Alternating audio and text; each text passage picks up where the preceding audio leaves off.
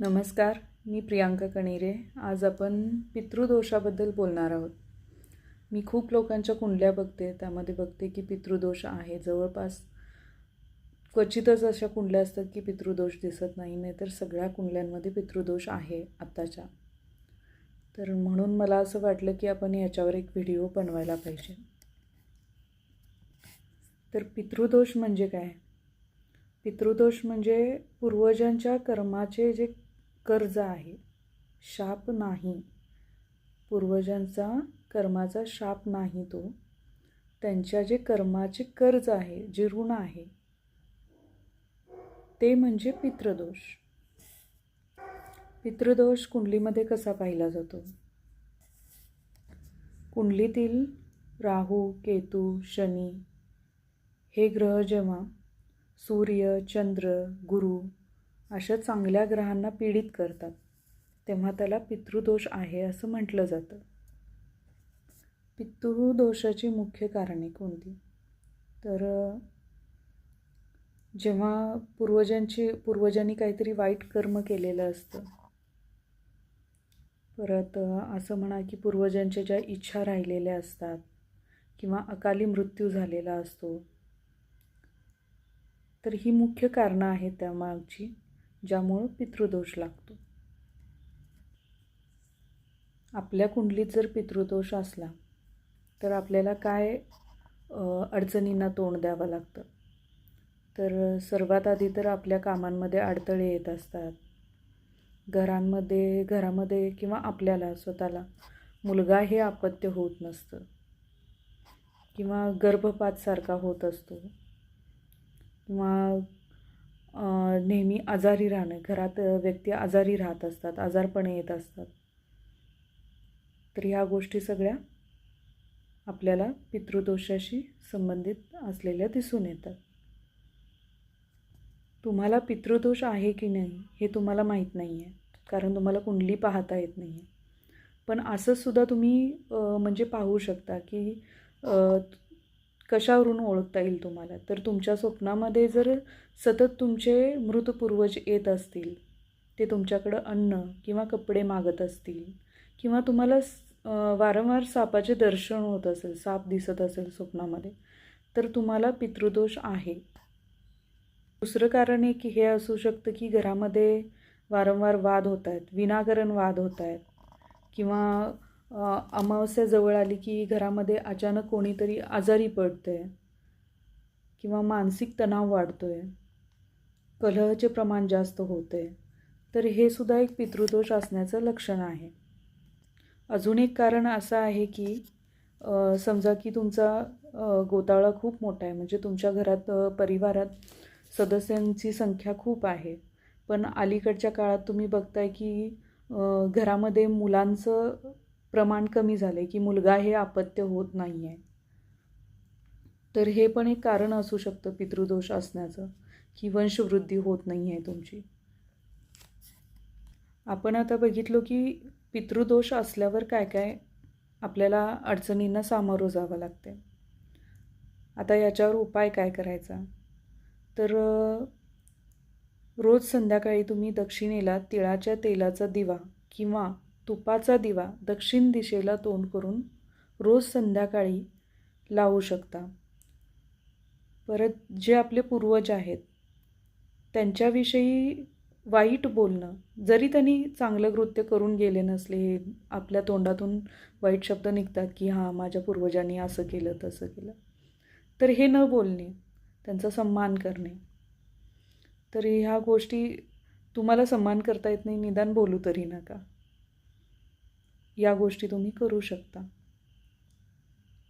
परत अमावस्येच्या दिवशी किंवा रोजसुद्धा तुम्ही ज्यावेळी सकाळी घरात जे काही जेवण बनतं त्यातलं कावळ्याच्या नावाने, कुत्र्याच्या नावाने, गाईच्या नावाने हे आधी घास काढून ठेवत जावा.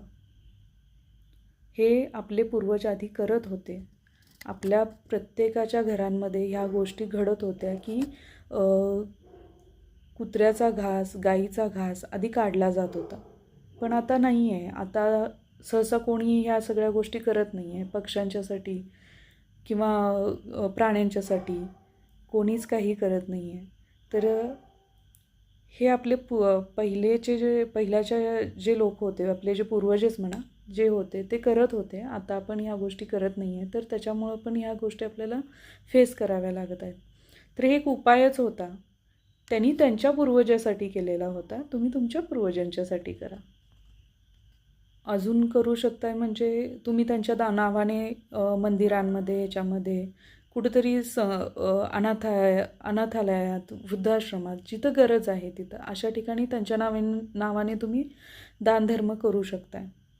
तर ही एक गोष्ट पण तुम्ही त्यांच्यासाठी करू शकताय, म्हणजे ह्या दोषाचं निवारण करण्यासाठी.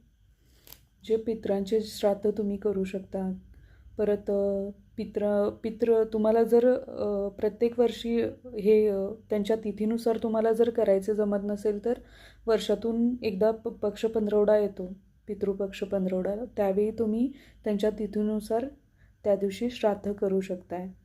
किंवा सर्व पितृ अमावस्येला तुम्ही त्यांचे श्राद्ध करू सगळ्याच पितरांचे मिळून श्राद्ध करू शकताय. ही गोष्ट तुम्ही करू शकताय. परत महादेवाची उपासना करू शकताय.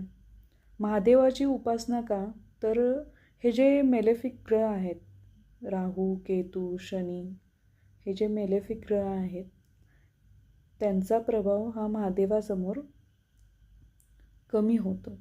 तर तुम्ही महादेवाची उपासना करूनसुद्धा पितृदोष निवारण करता येते. जलाभिषेक करू शकताय महादेवाला प्रत्येक सोमवारी, किंवा दुधामध्ये काळे तीळ घालून प्रत्येक सोमवारी तुम्ही अभिषेक करू शकता. याच्यानेही खूप फरक पडतो महादेवाची उपासना केल्याने. तर ह्या छोट्या छोट्या गोष्टी तुम्ही तुमच्या डेली लाईफमध्ये बदल करून ह्या केला तर तुम्हाला बऱ्यापैकी म्हणजे फरक दिसून येईल की आपल्याला जे अडचणी येत आहेत काही गोष्टींमध्ये त्या सगळ्या कमी होतील. आणि सगळ्यात शेवटला मी हे सांगेन की तुम्हाला जर खूपच त्रास होतो आहे, हे सगळे करूनसुद्धा तुम्हाला तुमच्या ज्या काही अडचणी आहेत त्याच्यातून तुम्ही बाहेर पडत नाही आहे आणि तुम्हाला पितृदोष आहे आणि हे सगळे छोटे छोटे उपाय करूनसुद्धा तुम्हाला काही फरक पडत नाही आहे, तर अशावेळी तुम्ही त्र्यंबकेश्वरला जाऊन त्रिपिंडी श्राद्ध किंवा पितृदोष निवारण पूजा करू शकताय. तर हा सगळ्यात लास्टचा उपाय आहे की तुम्ही हे करू शकताय. गरुड पुराणानुसार म्हटलं गेलं आहे की जोपर्यंत पितृदोषाचं शास्त्रोक्त पद्धतीनं निवारण केलं जात नाही तोपर्यंत हा दोष पिढ्यानपिढ्या, म्हणजे काही समजुतीनुसार असं सांगितलं आहे की 7 पिढ्या तुमच्या कुटुंबाला त्रास देतो. तर मी सुद्धा ज्यावेळी या फील्डमध्ये नवीन आले, शिकत होते, त्यावेळीसुद्धा मी हे असं टीचर लोकांच्याकडून माझ्या ऐकलं की तुम्ही जे कर्म भोगताय, तुम्हाला जो आत्ता काही त्रास होतो आहे किंवा तुम्ही ज्या अडचणींना सामोरे जात असताय, हे जर तुमच्या कुंडलीत पितृदोषाशी जोडलेलं असेल तर तुम्हाला तुमच्या पूर्वजांनी जे कर्म केलेलं आहे त्याचं तुम्हाला फळ मिळत असतं, तुम्ही ते भोगत असते त्यांना. आणि असं म्हणा की मी लाल किताबमध्ये तर असं ऐकलं आहे की आपण आत्ता जे कर्म करतो त्याचं फळ आपले नातवंड भोगतात. मग मी तुम्हाला एवढंच म्हणेन की तुम्ही जर आत्ता चांगलं कर्म केलं तर तुमच्या येणाऱ्या पुढच्या पिढ्या सगळ्या चांगल्या होतील, त्यांचं नशीब चांगलंही होईल. त्यांना हे तुम्हाला ज्या अडचणींना आत्ता सामोरं जावं लागते ते त्यांना जावं लागणार नाही. तर तुमच्या कर्मामध्ये तुम्ही काय करताय हे पूर्ण विचार करून तुम्ही कर्म तुमचे करत जा. आतापर्यंत ज्या केलेल्या गोष्टी आहेत त्या चुकल्या, देवाकडे माफी मागत जा की हां आतापर्यंत मी जे कर्म केलं ते चुकलं, मला माहीत नव्हतं आहे. ह्या सगळ्या गोष्टी करून आपण प्रायश्चित्त घेऊन पुढं येणाऱ्या गोष्टी, पुढं जी आपण वाटचाल करणार आहे त्यामध्ये आपल्या हातून असे काही कर्म घडू नये यावर लक्ष द्या. धन्यवाद.